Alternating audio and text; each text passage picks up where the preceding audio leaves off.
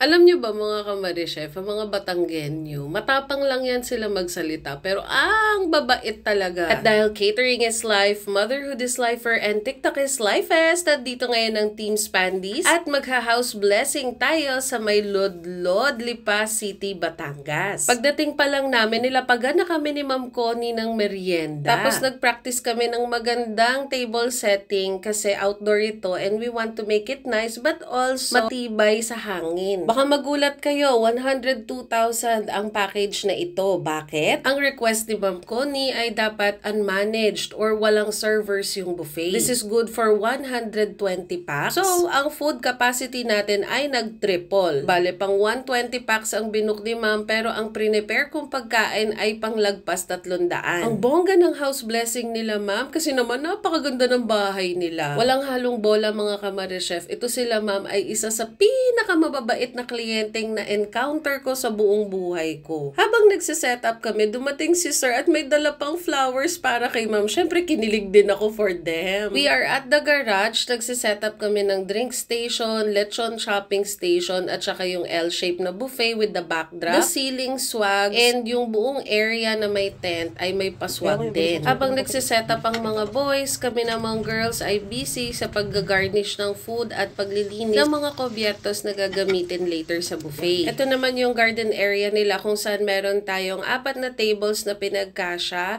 Tapos may bar station pa to, DJ, at saka lights and sound. So, ang ganda, diba? Nakaka-inspire mga kamarichef. Alam nyo ba, nagkwentuhan kami nito ni Ma'am Connie. Sabi ko, Ma'am, bumili din kasi kami ng bahay. And nahirapan kami kung paano ba ito i-renovate kasi kami lang ang nagde-design at wala kaming budget pang architect. Tapos, ayun nga, kwento niya na asawa niya lang daw yung nag-layout ng bahay. Pero my gosh, mga kamarichef, sobrang ganda ng interior nito. Kwento niya rin yung trabaho niya kung gaano kahirap at paano niya naipundar na makaipon silang mag-asawa for this house. Alam niyo, na-inspire talaga ako mga kamarichef. Parang lalo ko sinipag magtrabaho. So, ito yung lineup ng menu natin. Meron tayong half ternate rice at saka steamed rice. Meron tayong lemon fish fillet, truffle linguine, merong chicken rosemary, meron din tayong roast pork or Korean roast pork, roast beef caldereta, and meron ding Asian salad and mango tapioca for dessert. Hindi pa nga nag-uumpisa yung service at narinig lang nila nakakain kami ng team sa labas, ay inabutan na kami ng 1,000 pang dagdag daw namin sa kain namin. Promise ko kasi sa team na kapag dito sa Lipa, lagi ko sila ililibre sa mga favorite ko na restaurant. So, isa na rin dito.